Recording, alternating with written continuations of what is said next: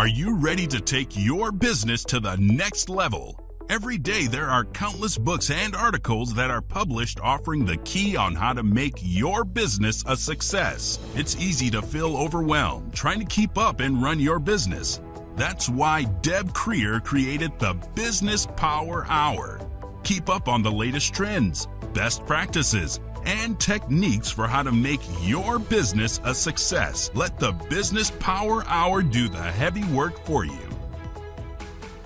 Good morning, good morning. I am Deb Creer, and I am passionate about giving professionals the tools that they need to make themselves and their businesses as successful as possible. And I got so excited when I was preparing for today's program because I realized that both of my guests this week are under 30 years old.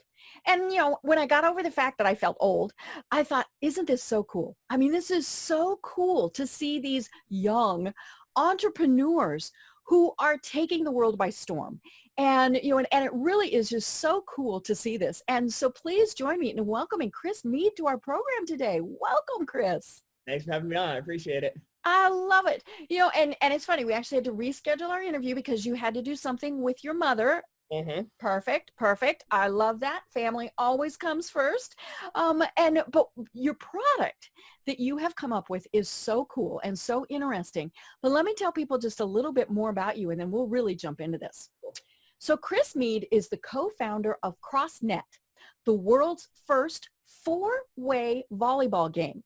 CrossNet combines elements of the childhood game of Foursquare and volleyball in a competitive game to just 11 points where you have to win by 2. CrossNet is now available at Walmart, Target, Dick's, Academy Sports, Amazon, and more than 20 other retailers. Holy cow, Chris, this is so cool. So, let's go back a bit in time. When I interview more seasoned guests, we have to go back further. But, for you, tell us how you discovered that this really was, for now, your passion in life. Yeah. So it was about 2 years ago, back in 2017, Mm-hmm. so 3 years ago. And we were home. It was a spring break. My brother, our good friend Mike, childhood friend, and he came over. He's like, let's invent something. Let's write some good ideas down and let's get out of the rat race. And I was like, all right, sure, why not? Cool. Midnight turned to 5 a.m. One idea led to 500 ideas. And four-way volleyball was the last idea on the list. So we Googled it. Nobody had ever done it. There's no photos out on the internet. Right. And we're like, why not us? So we went to Walmart, got two little volleyball nets, rigged them together, tied them up the next day, invited all our friends over, and we just had an absolute blast. We literally played for hours on end, and we're like, all right, I think we have something here. So started manufacturing it, got a blueprint down, and brought it to the local beach. And it was just like 50 people waiting to play at all times, people gawking at us, like looking at it like we had an alien or something. So we knew we had something good. Cool. I love it. And I encourage people, even if you're not someone who might play, but go to your website and look, because that, I was thinking four-way volleyball, and I played volleyball from 4th grade all the way through college. Not well, but I played. And so I was thinking, how on earth do you do four-way? And so once I saw the videos on your website, it made perfect sense. And I thought, oh, this really does look cool. So it's fun. It's good exercise, indoors, outdoors, all sorts of things. And so I do, as I said, I encourage people just to go see, because they're probably thinking, what the heck is CrossNet? Yeah. But, this is something that many people are always thinking, I've got this good idea. And, and there's commercials that run, you've got these good ideas. How do you do it? And all of those things. But not only, as you said, did you have this good idea, you tested it. So I love that, because so many times we think we got this great idea and crickets. So, tell us a little bit more about that process of actually coming up with, you came up with the idea, you tested it, but then how do you manufacture it and all of those things? Yeah, so we had the idea for the game. Growing up, we weren't the biggest volleyball players either, but we absolutely loved going to the beach. Grew up in a small farm town, so whenever we could get away and just have some time with our friends playing sports, and we weren't on our phone or our computer, that was the best time. Right. So we knew we had a game that we wanted everyone to be able to compete in, whether you're 10 years old or 85 years old. We played with grandmothers at the beach before. Right. Absolute blast. So we knew a few things were important. It needed to be easy to set up, and people were going to be able to do it 5 minutes or so. Have some reasonable expectations there. We wanted it to be durable. We wanted it to be height adjustable. So we could, for the grandmas. for the grandmas and the little kids. And we also wanted to have women in consideration as well. So it is now height adjustable for men, women, and children all in one net. So you're not buying any extra add-ons. So, I mean, the manufacturing process, we simply had a blueprint. Luckily, Mike, one of our founders, is an engineer by trade. And yeah, so that was helpful. And yeah, so we reached out to a few manufacturers overseas. We obviously tried to source it here in America. Just realistically, we would have been selling a $400 product, which wouldn't have converted well. Yeah. I mean, this needs to be inexpensive. I was about to say cheap, but it's not cheap because as you said, it's durable and things. So it needs to be inexpensive. Exactly. So it needs to be reasonable. We needed to have quality, but also consider the average person. And the average beach game only goes for anywhere from $30 to $60. Right. We're well out of the normal tier. So want to make it durable, want to make it fun, want to make it safe, and just an absolute blast. So we found a sporting good manufacturer overseas, sent over some paperwork, got a first prototype, pretty solid, but then we constantly sought out improvements like, oh, this wasn't height adjustable, the net wasn't, a million different things. But after about 5 or 6 revisions, almost probably 7, 8 months, we had a version that we were just ready to sell. I mean, we wanted to sell the other one, but we knew we had to wait and be patient. But yeah, so we've had a working model for about 2 years now that we're super happy with. Obviously taking customer feedback into play. Oh, the instructions could be better. Okay, we'll make that an improvement. So we're always constantly innovating and trying to make things better for the customer. Right. Yeah, it's been fun. I love it. You know, and clearly because you're in these big box stores, and we'll talk about that in a second, how you did that. But this isn't something that you just have 10 of sitting in your basement. I mean, you have had to produce in mass quantity. Thousands, yeah. So my what my curiosity was, I mentioned you are, youngsters, you're in your 20s. It's not like you had that type of cash probably laying around. No. So did you have venture capitalists? How did you raise the money to be able to do this? Yeah, well, we're from middle class America, like literally farm town USA. So not like we grew up on a lot of money. You didn't mortgage the tractor. Yeah. So we essentially, what we did, we pulled the three of us, we kind of pulled together 10 grand or so. Wasn't really out of the realm of possibility. Right. Yeah, you go to friends, family, you so max out your credit cards. I mean, all those various things. So we put a few grand in each, and we got did a little baseline of marketing, got the website together. So I built the entire website for the company. So we didn't have to outsource that. My brother's really good at social media, so we didn't have to outsource that. And we had an engineer, so we didn't have to pay for that. So our only expenses were really the marketing expenses on social and also the manufacturing costs. So we started with about 50 units, I'd say. Sold the 50, doubled up. Let's go 100. Sold the 100. Let's go 250. So we just kept scaling, and now we're ordering 12,000 units at a time. So it's just like, yeah, we were patient. We all didn't quit our jobs right away, so we had money coming in elsewhere. So we were able to not take any money from the company for over a year and a half. Wow. So we lived off our own paychecks and our own bank account for a year and a half. Just stayed extremely frugal. And it wasn't like, oh, we sold 10 nets, let's reward ourselves a $500 paycheck. Like, that's not what we did at all. Right. We still feel guilty when we pay for Starbucks on the credit card. So like, you just gotta it has to be a business meeting when you do that. So we still stay super frugal that way. But we don't spend money unless we think we're going to see it back. So that's why we were able to just start with those low quantity units and we saw the money in the bank. Okay, double down. Let's order again. Just set expectations to the customer. Hey, you'll get your order between X and Y date. Right. Yeah, it's not, okay, we're shipping overnight. Exactly. Now you've probably, reached that stage. But, and what I love about your story is that you started small. You didn't, I kind of joke about maxing out your credit cards. That's what so many business owners do. They start in debt. Exactly. Now, it's one thing to borrow from friends and family. I mean, things like that. But yeah, starting in debt is not good because then it puts so much stress on you.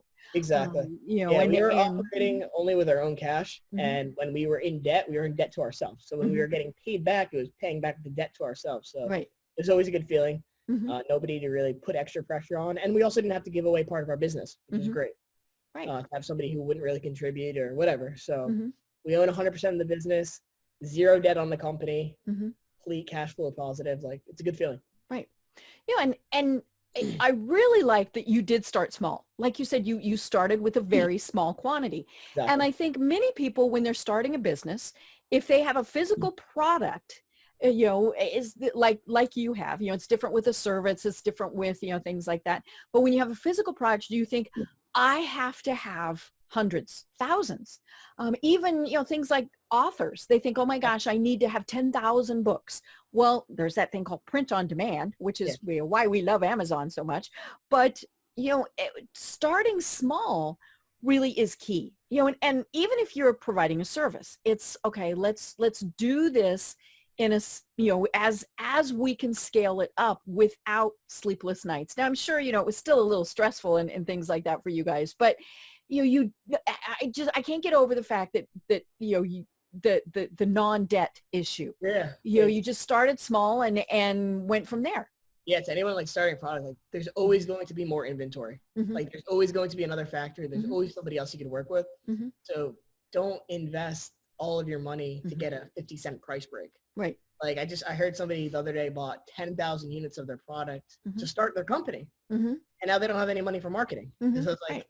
Great, those 10,000, I hope it's going to keep your warehouse warm. Like you need to, so there's Right. always going to be more inventory that you Mm-hmm. could buy, sell it, get proof of Mm-hmm. concept, proof of customers, get Mm-hmm. testimonials, and then double down. Right. But don't be investing all your cash. Mm-hmm. And always think about those things. I remember way before you were born, where when I would order marketing materials, and we did not have the big digital presses. I mean, these were the old presses that, so when you ordered a brochure or business cards, anything like that was professionally printed, you ordered at least 10,000. I still have brochures in my closet that I'll never use, so I don't know, they should go to recycling at least. But, and we had to do that because that was the only way. And now that we can scale things down, when you can order business cards in quantities of 100, order 100, and don't look at the price break. Don't look at, it's 5 cents cheaper if I buy 250. If you're going to throw 150 of those away, what good was it? Exactly. And social, obviously, is a big benefit to so many business owners, because yes, you can do paid, you can do ads, you can do all of those various things, but there's also so many ways to do it where it doesn't cost a penny. Now, it does cost your time. I always tell people, social media is not free, because it is your time that you could be doing something else with, even if it's just sleeping. But it's great that we're now able to use social media in a way that is much more cost effective. 100%. Yeah, we use social for a variety of things, but the biggest thing is just getting the product out there to people we would never be able to talk to normally. Mm-hmm. Like there's professional volleyball players who not only respond to us, but say, hey, I've been seeing your product for months now. Like, thank you for reaching out to me. Of course, I'll do a post on your behalf. We have, I won't name any names, but I'm a big fan of the NBA. And we have NBA players messaging us saying, hey, I want this for my kid. And we're like, it's still like goosebumps when you see their name. Yeah. Yeah. Those, and your first instinct is, oh, their account got hacked. Or, somebody stole, they created an email, because you're thinking, oh my gosh, my childhood hero is not going to be contacting me, but it is, and what that shows is it's a great product. They're not going to, as a parent, just in general, they're not going to purchase something or, request it if it's not something that they can trust their kids will be safe with. Exactly. So, you guys live in Miami, which does make it a little bit easier to sell something that's, a beach volleyball type of thing. But we mentioned it's also indoors. There's obviously a little bit different setup because you can't pound through the floor. But, and so I love that you looked at that product and you went, okay, how can we expand the product line? So I'm assuming it was beach first and then indoor second? So, we always wanted to have indoors. It just took a lot longer of time period to do it. And we had molds. So essentially we had the outdoor game. And we had customers all across the world. Most of them don't live in Miami. Most of them don't live in San Diego. So they want to play our game and they want it year round. So we needed to make up an option. But the hard part was building that mold. So you think, slap a basketball base on it. But gravity and the way weight works and weight contribution. Oh yeah, because the weight's going to be right in the center, especially when somebody's hitting it continually. Especially when we've invented something that nobody else has ever created. So we're doing the math on stuff and forces and inertia that we're not scientists. So there's a lot of trial and error there to make sure we're doing it correct. So it took longer than we wanted. But it's releasing February 28th. We've taken pre-orders. We have hundreds of pre-orders already for it. And it's on literally zero marketing. We might have sent out an email saying, hey, it's available. But besides that, like, people are just coming to the site being like, yeah, I have the CrossNet. I love it. Let's throw this in the bag and get it. So it's available now for $100 on our website. And nice. Yeah. So teachers, we have over 3,000 schools right now using CrossNet to teach students how to play volleyball. So now having indoors is going to be massive for spreading the brand. And back to safety. I mean, you probably, you can't have a base that's gigantic. Exactly. Because somebody's going to fall over it. Can't have a trip on it. Can't be in the way of the game. Can't have the net collapse onto a kid. That would be the worst thing ever. So, knock on wood. We haven't had any issues in 3 years. But, So all those factors need to be contributed. How heavy it is, how stable it is. So I think we found a really good mold that we're really proud of. So cool. And, as you said, you'll probably modify it, make some changes as you go. 100%. So talk to us more. I was telling you, I had gone to your website. I made notes. Okay. And one of them is the school program. So talk to us more about that because, it's beach volleyball, but you got 3,000 schools involved. Yeah, it's crazy. So, I mean, if you think back to when you even played volleyball in school, normally it's a 6-on-6 or 10-on-10, and you're just sitting there the whole class waiting to get the ball one time. Right. I remember, volleyball was the worst for somebody who's not an avid volleyball player and didn't go on to play high school or collegiate. It was not fun because I touched the ball twice in a 45-minute class, and I'm like, where did my whole time go? So now teachers have recognized that half their class is bored out of their mind. So they have a 4-way net. You put 4 kids around the net. You sub some kids in as they get eliminated. Right. You can almost do a circular type of. And you're getting spiked left and right. You're learning how to serve. You're learning how to set up. You're learning how to use all the volleyball fundamentals while working on hand-eye coordination. And you're just getting the ball a million times more. So teachers love it. Kids are like, A, I love coming to play CrossFit, but B, they're seeing it on social media. We're everywhere on social. So they come to the class. They're like, oh, my teacher's so hip. They got that new game on Facebook. So they're happy. Everyone's engaged. So it's working out really well. So we have gym teachers come to our site, fill out a form, send over their purchase order number if they want, request bank information, all that good stuff. And it will send them out a few nets. And then also we have, so there's physical education catalogs that the normal person would not know about. I didn't know. So every gym teacher gets a catalog based on where they are living in the world or what they subscribe to. Some are like Gopher Sports, Flag House Sports, Toledo Sports, SNS. Didn't know about these guys until I started the company, but they're massive. Every gym teacher relies on them to get their inventory. So, of course, logical move is reach out to the buyers at the magazines, get us in there. And now CrossNet's in there. At some time, we've had placement like on the homepage, like on the cover, inside cover of the new products. So gym teachers are really loving it. We have a nice assembly line. We have orders shipped out from our warehouse in Connecticut. We ship them to the buyers directly, or we ship them to the catalogs. And so every time we get an order from there, it's going directly to a gym teacher or a camp. Right. So. Well, and the cool thing is word of mouth. Yeah. I definitely have a frog in my throat this morning. Sorry about that. But, gym teachers are going to talk to other gym teachers. 100%. And so they're going to say, oh my gosh, have you seen this great product? Yes, exactly. Yeah. So word of mouth has been big for us, but also on the flip side, word of mouth for the children is even stronger. Right. Now because they go home and they say, Mom. Exactly. So it's the same process that we have when we go set it up over at Miami Beach, right? You have visitors and vacationers coming in every single day, every single week. And now you see 30, 40 people lined up for the game, just millions of impressions throughout the week, like just going and set up the net. Sometimes we'll just go, we'll set up the net. We won't even play. We'll just wait for random people to play, come back at the end of the day and collect the net. So yeah, just doing stuff like that. Just the word of mouth has been crazy about it because people are generally having a great time on it. And it's something new, it's something exciting, and it gets them off their cell phone. So well, and I was watching, I mentioned I watched the videos. You don't have to be an expert volleyball player. I mean, the court is really pretty small, and and it's not all that complicated to be able to do it. Exactly, yeah. So the squares are 6x6, so enough room to move around, but not too much room where you're diving crazy. I mean, we certainly have some good dives, but you have your square, you defend it like a normal 4-square game. And your objective is to get to the 4 square where you can serve the ball and score points. So yeah, you're really trying to practice, but you don't need to be a volleyball expert. You don't need to be any way that you get the ball over the net is how we play. Right. So, we mentioned word of mouth, and you've created an ambassador program. Tell us more about that. Yeah, certainly still a work in progress, something we're always looking to kind of build up. But essentially, we have a program where people could sign up depending on like their credentials. We'll either gift them with some cross nets to kind of distribute in their area or set up tournaments.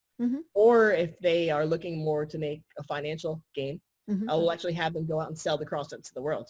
So we have people throughout the country right now. I actually just got an email from one who just sold a few nets to a local store. We'll have people, hey, here's your price. Here's the store's price. Go out and make some cash. And they're pushing CrossNet to their local markets because we have the reach nationally at the big box stores. But getting to those mom and pop surf shops and those places, that's a tougher ask. Right. So, yeah, because there's, just close to me here, I think 3 totally independent little sporting goods stores in strip malls. Yeah. And yeah, I mean, they're not the big guys, they order from something probably very similar as your phys ed teacher type of catalogs. Yeah. But yeah, it's more somebody goes in and says, hey, there's this great thing, it's door-to-door sales almost. Exactly. Yeah. So we'll get you set up on the program. So what does an ambassador get besides, a little kickback when they sell something? Yeah. So kickback when they sell something. Depending on their sales metrics, we'll give them free product. So they'll get the net for free, or they'll get an exclusive discount on the net that's cheaper than even our wholesale price. Okay. They'll get merchandise. So it could be T-shirts. We're coming out with hoodies, sweatshirts, socks, swag, all of that good stuff. And then also access to tournaments. We give them the opportunity to set up tournaments across the country where they live. And then they get a kickback on that tournament. So somebody reached out from Wisconsin actually a few days ago. So never been to Wisconsin myself, but if they want to have a tournament, happily send them over some nets, send them over some cash, and let's get 100 people over to go play across that tournament in the middle of Wisconsin. Right. So, my scratchy throat just transferred exactly, to you. Exactly, yeah. And clearly where you make money on tournaments is people pay to participate. Yeah, exactly. So yeah, we have one scheduled in Alberta in the beginning of April. So yeah, we've never been to Canada, but we have volleyball apparently is like the biggest sport in Canada. So indoor. I'm assuming more indoor. More it's indoor. a little cold up so there. We're gonna test the indoor bases, which is gonna be awesome. Okay. So we're gonna be at an indoor facility that has sand, which is cool. So we could use the indoor and outdoor. Okay. And so we'll have a tournament up there. We've been promoting it for a few weeks now, but it'll be big, and we'll have a $5 entry. So keep it reasonable, keep it cheap. We're not that big of a brand yet, and chance to win $500. So nice. 5 to win 500. On play, it's like an hour, 2 hours, and we just had one out in San Diego, and I had a kid who drove 3 hours to come play. Wow. He bought a cross net. He plays every weekend with his family. He got our email saying, "Hey, San Diego tournament," and him and his buddy drove 3 hours. It was I love it. Just a crazy feeling. So just how'd you do? He came in second place actually. He came in pretty well. Not bad. Yeah, so, I love it. He took home some money too, so it was good. Right. So now do you reach out to local media when you're in these places, especially like Alberta? I mean, to be able to say, hey, this is the first one. So you get Alberta TV, all of those various things. Exactly. Yeah. So we've been doing a big push over the last few months, podcast, local news, local media, anything that when we're at these events. So this year we're going to be at as of now, we're about 6 music festivals, but we're probably going to expand that to over 12. Okay, yeah, that makes sense. It's a big outdoor venue where people are hanging out the entire day. Exactly. Yeah. So it's just a really, it makes a lot of common sense. People, they're looking for stuff for their audience to do. And it's a great breakout session place for kids to meet up at. Like, hey, meet me after this concert at the CrossNet. Like, so Right. good logical fit, same thing for trade shows. So relaying that through the media is going to be huge for us to make sure we have people there. Perfect. Well, and, you mentioned outdoor music festivals. There's also outdoor venues that have concerts throughout the year. Exactly. Several, there's one that's, less than 2 miles from me here where they have big outdoor concerts virtually every weekend. And, you come early, you have a picnic, all of those various things. And the nice thing is it can be, as we've said, any level that you're playing. Exactly. So, this doesn't have to be get all nasty, hot and sweaty. This can just be bopping the ball back and forth. 100%. Could be as casual as you want it. So yeah, we're going to be actually at Something in the Water Music Festival out in Virginia. It's like a big music festival by Pharrell. And I was going to be there either way. Like I was going. Right. So, and they invited us to set up 10 cross nets.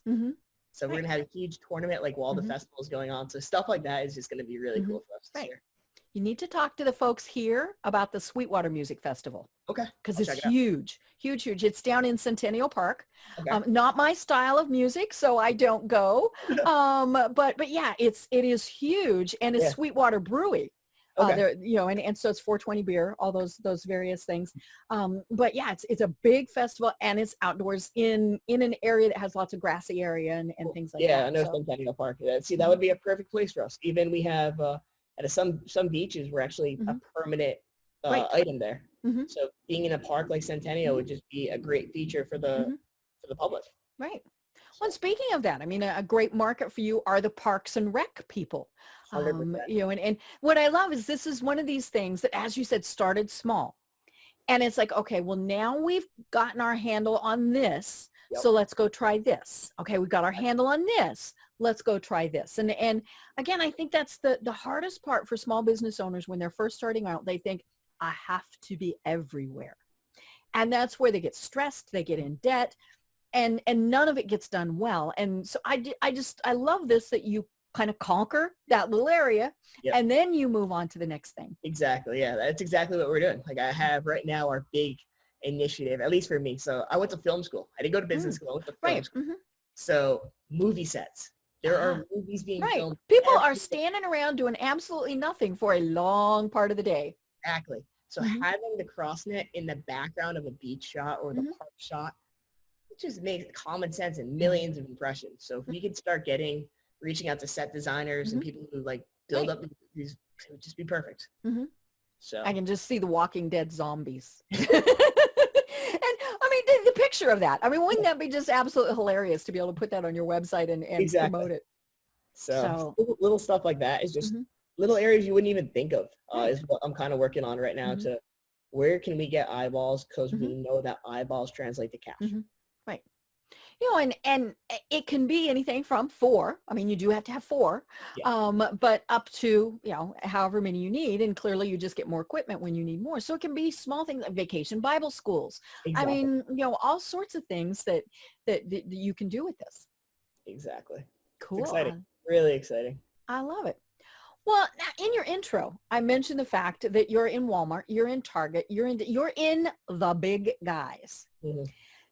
That had to be just, how on earth did you even approach them to be able to do this? Because again, so many people think, okay, well, if I'm going to do that, I have to have 50,000 of my product to be, to be able to, for them to even pay attention. And more importantly, how do we even figure out who it is and how do we get their attention to have that meeting? So talk to us about how you got into the big box stores. Yeah. So my first real job outside of college was selling software at a company called Contently. Okay. And there I literally had to reach out to VPs of marketing, CMOs, and people that normally would not care to talk to a 23-year-old out of college. These were at Fortune 500s like AIG and places that like, I don't know anything about the insurance, Why should we bother with this person? Yeah, exactly. So I learned really quickly that LinkedIn was just a crazy way to talk to people who I shouldn't be talking to.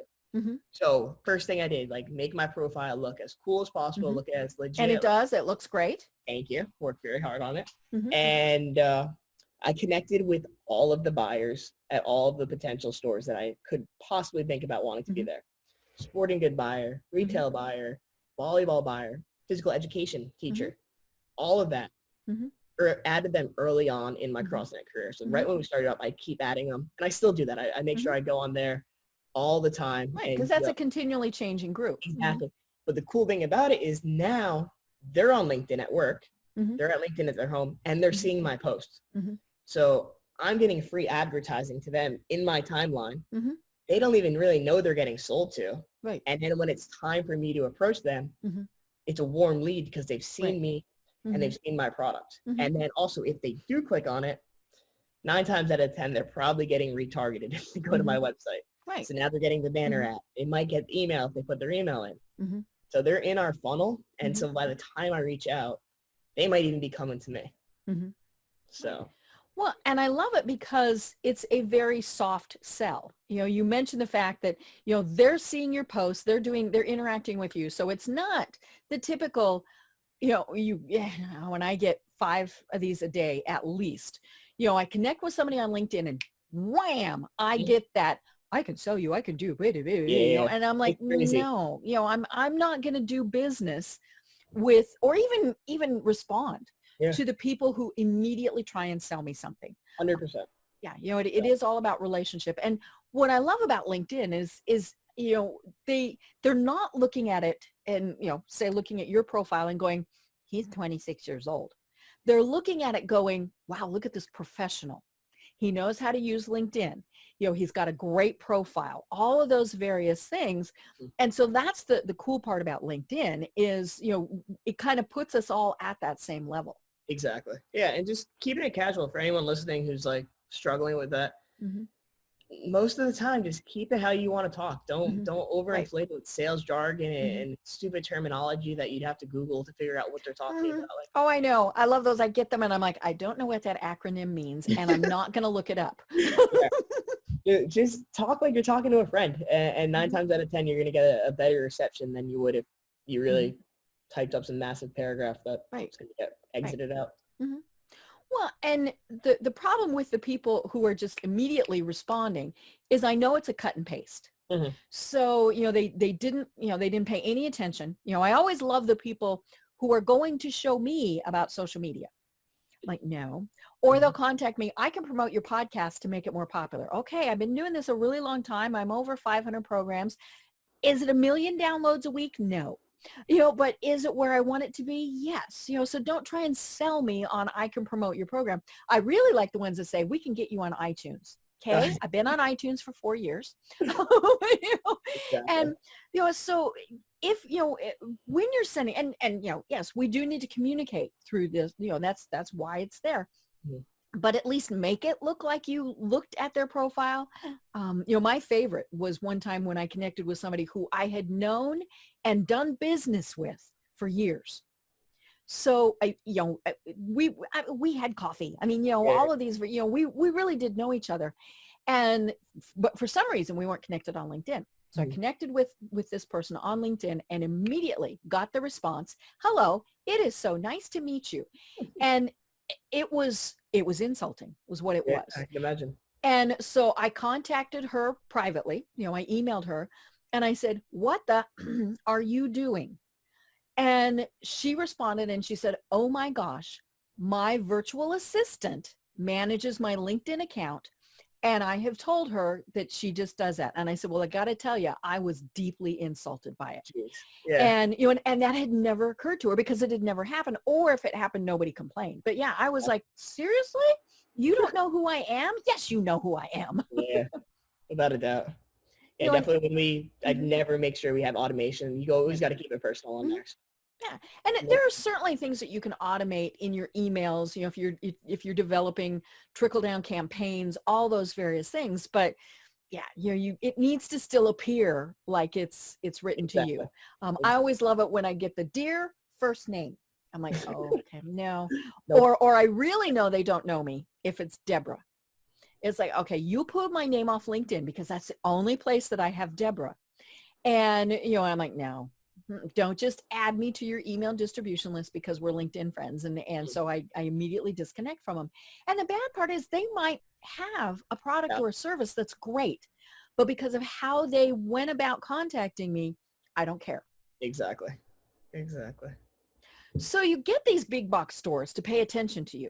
hmm And then what do you do? I mean, is it physical meetings? Is it, did you have to fly all over everywhere? Yeah. And Actually, I've only flown to 2 meetings, Mhm. and they only lasted about 20 minutes. But Well, you were on yeah, a plane it's far short. longer than, Exactly. Yeah. But I mean, the product kind of sells itself. hmm The outdoor game market hmm is typically boring. That's why the game was created in the first hmm place. right. There's only been a few things that are really captivating hmm for a millennial like myself or hmm even older people.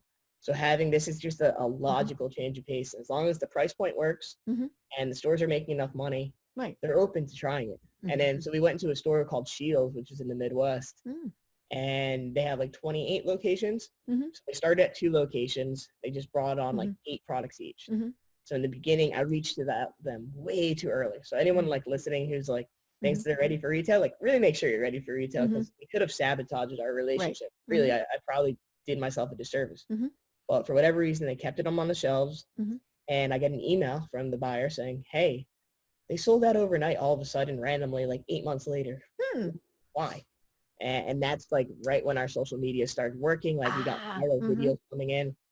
So people just started searching for us like hmm and coming into the store looking. So we expanded from 2 stores to nationwide. hmm I offered them a little bit of a price break, like $1 or hmm two to kind of provide some hmm motivation hmm and be like, hey, after this initial price break, we're going to go back up to our normal hmm price. Fine with me. I'll take a little hmm hit to get all the right. stores. hmm And then 7 days later, we sold out of every store. Wow. So now we're just hmm like, we're getting reorders every hmm few months. Like hmm orders are already planned for June, like hmm stores already know they're going to carry us. So it's a good feeling because then we hmm could actually like attribute inventory for these reasons. And we know we need to have X amount by this date. So it really helps with forecasting. right.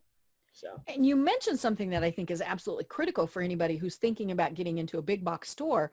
You don't have to do nationwide.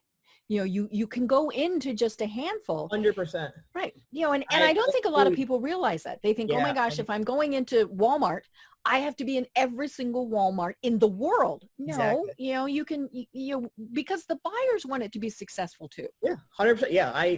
When I go to these meetings, like Mm-hmm. I always pitch, hey, let's start with 10 stores. Let's start with Mm-hmm. 20. I know you have 250 Right. available, but I want to prove to you. It's Mm-hmm. like a relationship, like I Mm-hmm. come on the podcast. If it does well, we might do another Mm-hmm. podcast, but I'm not going to say, hey, let's do 5 podcasts and Right. set it up. Like Mm-hmm. that's just not how the reality of Mm-hmm. the situation is. So Right. I start with 10, 15, Mm-hmm. prove it out, put Mm-hmm. little risk at their play, and then Mm-hmm. I know that the inventory is going to move and then we can scale. Right. Well, and clearly you initially pick, I shouldn't say clearly, I don't know. So you might pick stores that are in the South or are beach, all of those various things. So that way it kind of makes sense for them because, putting it in a store in, say, Des Moines, Iowa, might not be the best pick for something that in many cases is an outdoor product Exactly. until it starts gaining that momentum. 100%. Like a store called Academy. They have Right. 250 Academy stores. Sports. Yep. Yeah, big store. And so I went to the meeting with the buyer and I said, hey, Mm-hmm. here's our top 10 performing Mm-hmm. markets based on your top 10 performing, Mm-hmm. top 10 store locations. Mm-hmm. This is where I think we should be matched up really well. Mm-hmm. So exactly. So things like that, just making a logical fit. I'm not trying to sell a beach game in Minnesota in January. Like that Right. doesn't make sense. Let's Mm-hmm. start with Texas. Well, and what I love is that you do your research before you go in. So you tell them, I know you have 250 stores, but here are the ones that we think you should market to. And Exactly. clearly they're going to appreciate that because you've done part of their work for them. 100%. Got to do the research for them and show them that you actually care. And, like I care about my product. I care about my company. And I don't want to go into 250 stores and flop. Like Right. that would be the worst thing. Well, because those buyers talk to each other. So the guy at Academy Sports is going to talk with the lady at this store and, all of those various things. So you need to make sure that it works well for them. Exactly. 100%. So. Well, and I love the fact that you do that research because first of all, we're going to come back to your age a little bit, but it shows that you're very professional by doing that. And so many people, I think, just, well, this is the greatest thing since sliced bread. Why wouldn't you want it? Yeah. And what do you mean I have to do research? And there is this thing called Google, which makes doing the research pretty easy. And especially if they're a publicly traded company. Yeah. There's a ton of data and information out there. So it's not that you're going to be spending 50 hours to research something. You get a couple annual reports, you look at their website, it's not a terribly complicated process. Yeah. Well, for the presentations with the buyers, I literally outsourced it. I had a graphic designer create a presentation for me, just show that I care. Right. We barely even went over the presentation in person, but at least I had it. And then it was follow-up material. Right. I had a really beautiful slideshow put together that gave us the stats, gave us why they need us, gave us a price point, and recapped everything. So and it was, I'm assuming, personalized. Yeah. The worst thing would be if you get this generic, hey, we can be in your store and and you never mention what the store's name is, all those various things. Exactly. And technology makes that simple. You can easily redo a presentation to make it very specific to that store. So how'd you get into Amazon? Yeah. I've interviewed people before who are Amazon sellers. And to me, that's always very interesting. I talked with one guy who is at that point, and he still is, in Australia. And Amazon was just going into Australia. And he said, the dynamics of that, they're really, at least at that point, drones were big. They had to use drones. And, and so how did you get into Amazon? Yeah. So we were selling Amazon we registered our product. We were selling it ourselves. It was really, really tough because you need to have really good attention to customer service. Right. Fulfillment for them is absolutely critical. Yeah. So if you're not if you're slacking, hey, our fulfillment person's on vacation, could jeopardize our entire Amazon relationship. So we were lucky enough. We had a retailer called Spreetail. They're a distributor out in Nebraska, very, very big e-commerce partner. And they reached out to us. They bought 24 cross nets and they got them on a Friday. They sold them out by Friday night. Ooh. And so the buyer called me back and she's like, hey, I know you guys are having more inventory come in. Are you interested in us taking all of that inventory? And I think I almost dropped my phone in the bathtub. Right. Yeah. You're like, it's kind of like when when the celebrity contacts you, you're like, what the? Exactly. So so we signed a deal with them to be our exclusive distributor of Amazon, and they also fulfill our items on Walmart and Target.com as well. So they will actually import on 40-foot containers, so 2,400 plus cross at a time, every few months, ship them out next day, have beautiful customer service. So it's really good to have a reliable partner like them to do all of that. Because if you think about the man hours and the labor that it would cost me to hire somebody to do that, it's a blessing. Right. So we have a huge backbone with them. They have 5 fulfillment centers across the country or something like that.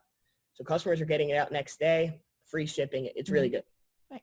And what a lot of people don't understand about Amazon is, they might know that there's different fulfillment centers throughout the U.S., but, they'll say, hey, we're running low on this product. And, and so it's not that you're just shipping out everybody all at once. It's this one needs taken care of, this one needs taken care of, all of those various things. And of course, Amazon has that system down well, Exactly. So they know, okay, we sell X number in this period of time, we're getting low, therefore we need to get more.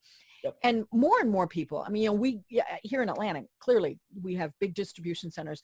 I can order stuff within 2 hours, and we've all gotten to where we want it right away. When I order something through Amazon Prime and it's next day and I don't get it, I don't care why. Yep. It's like, and sending me the little emails that say, we're sorry your shipment is delayed. I don't care. Yeah. I pay to get it the next day, which is just silly. And so Amazon clearly wants this to work well too, because people don't, I think so many people think that it's, Amazon has all that product. No, they're the fulfillment center. And so, but yeah, they want it to go smoothly too, or I'm going to go trotting down to my local store and buy it. Exactly. Yeah. So it's the customer is always right, regardless. And if they're paying for it, they need to get it next day. So having a partner like them has just been really, really pivotal. Like they even got us with Target. They come to us with offers all the time. So we got Black Friday homepage placement on Target.com. Whoa. Yeah. So last November, that was crazy. Just going on the Target.com, one click away and crossing it's right there in your How many face. times did you go look? Oh, it's a lot.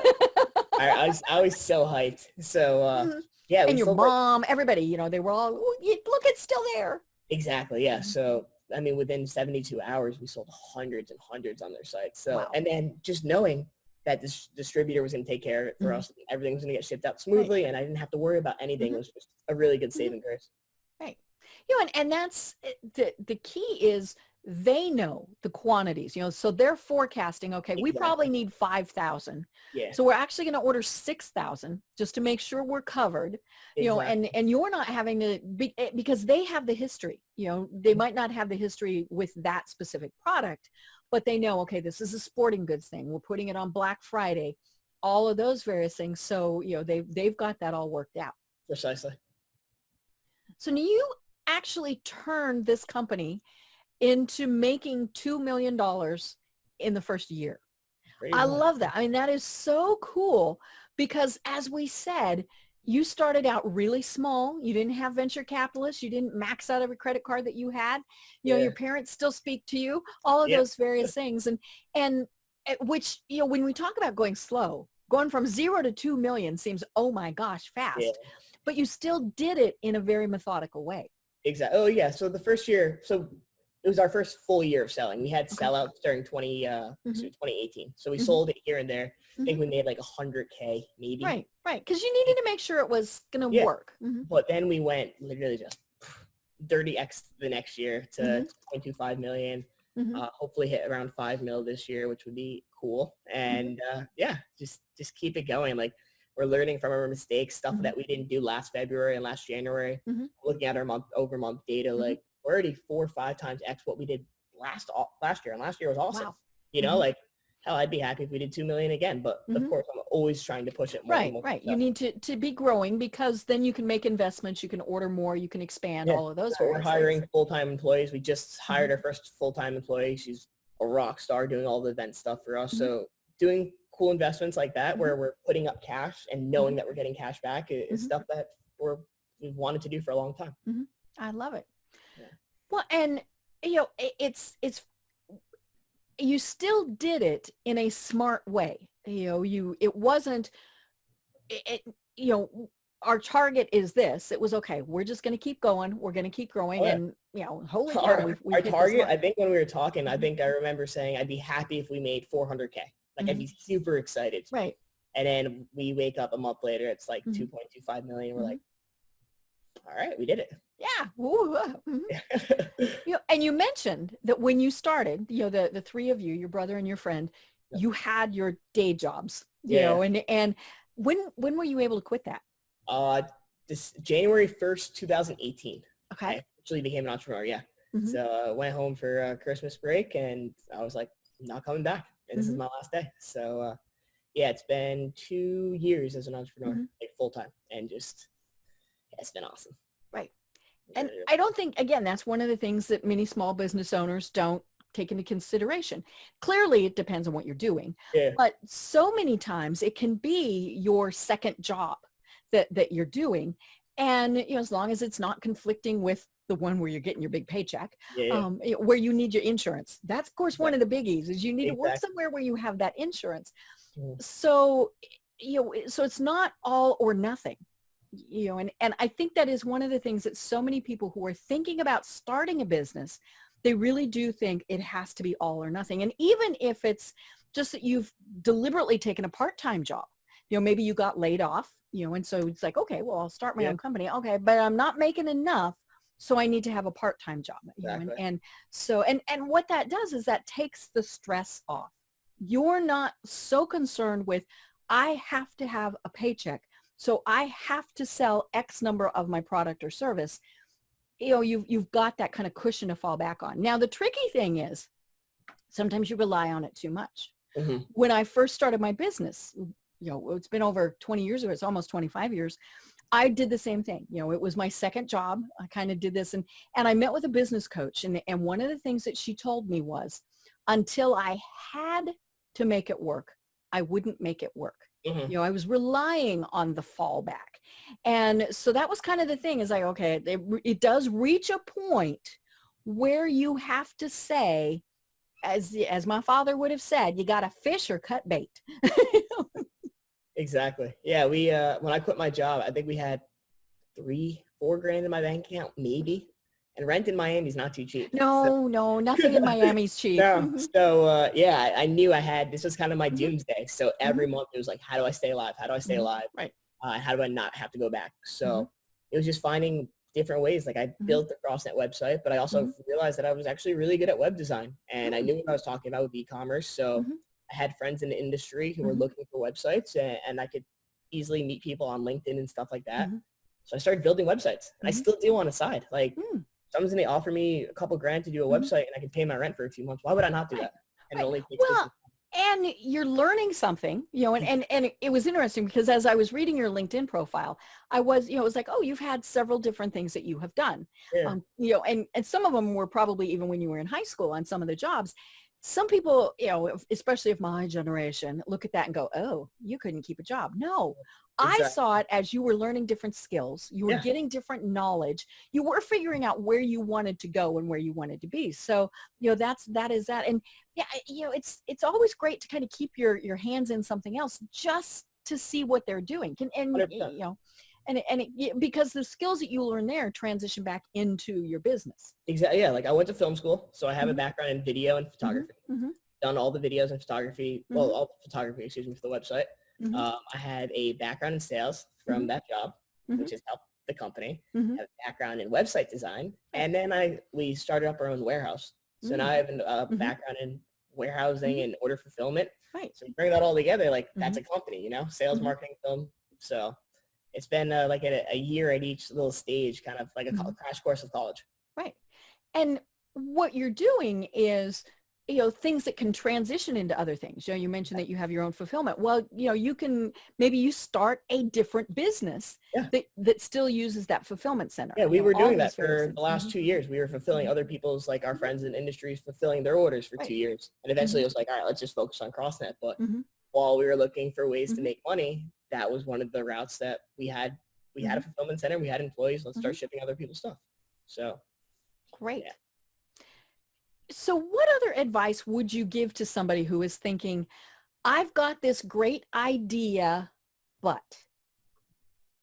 It's usually they feel like they don't have the time and they're sitting at their 9 to 5, 9 to 6, and they're mentally exhausted. And I can't blame you because I've been there. Right. But come home, de-stress for the hour, put your feet up on the couch, and then go back to work. Because we have these phones, we have our laptops, we have so much stuff that you could always be learning. And if you're not going to put in the work, somebody else is going to put in the work.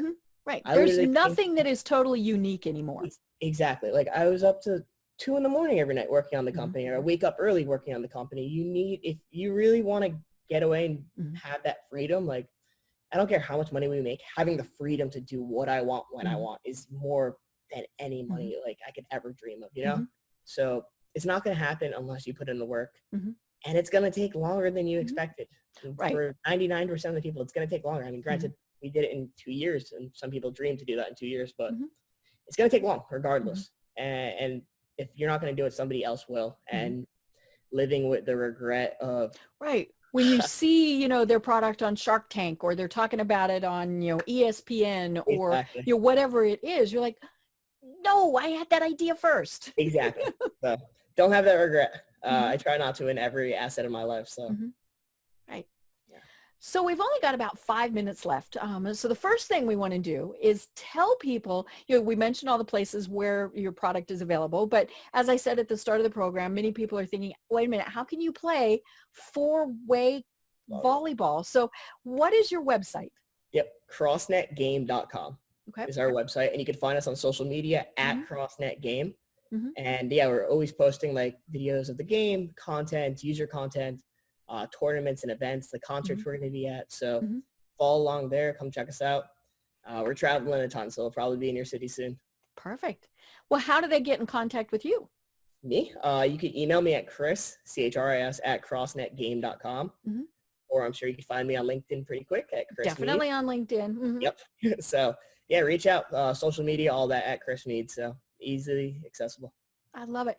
Well, and so we've been talking about how you guys, and I, I've been jokingly talking about your age, but it doesn't matter. We have people who are in their 80s who think, oh my gosh, I have this great idea. Now they probably had it for a while and it wasn't, but there's no time like the present. And I think that's one of the big things is you can't keep waiting because as you just said, somebody else will do it. 100%. And so, jump in, try it. If it doesn't work, it doesn't work. Now, hopefully you didn't sink your entire life savings into it and all of those things, but that comes back to doing it in a smart way. 100%. Don't invest your entire, 401k if you're somebody like me or something like that. Do it small and grow from there. Exactly. 100%. Well, any other final words for everybody? Just try. I mean, you literally you never know what's going to happen. You never know. One more day could literally change your life. And I know so many people have just quit and they were almost there at that success and they had to only if they just kept going forward. So just give it your best, try, start small, stay frugal. There's always going to be more inventory. There'll always be more things you could be doing. But the biggest thing you can do is just go out there and try. I love it. Well, I've been having a great time talking with Chris Meade from CrossNet. Again, they're at crossnetgame.com. So that's where you can see how to play this game. Yep. I was actually looking at, I might be able to do that. And I thought, I'd probably hurt myself. I'd be one of those that get wrapped up in the net, and all those various things. But I can certainly see where it's a ton of fun. Great for kids, and as you mentioned, every age level is playing it. So that's what's so fun about all of this. Exactly. So as I said, I'm Deb Creer. I've been having a great time talking with Chris Meade. And until next time, everyone have a great day. Thanks for having me. Tune in for our next program for even more trends, best practices, and techniques for how to make your business a success. The Business Power Hour, hosted by Deb Creer, is proud to be part of the C-Suite Network.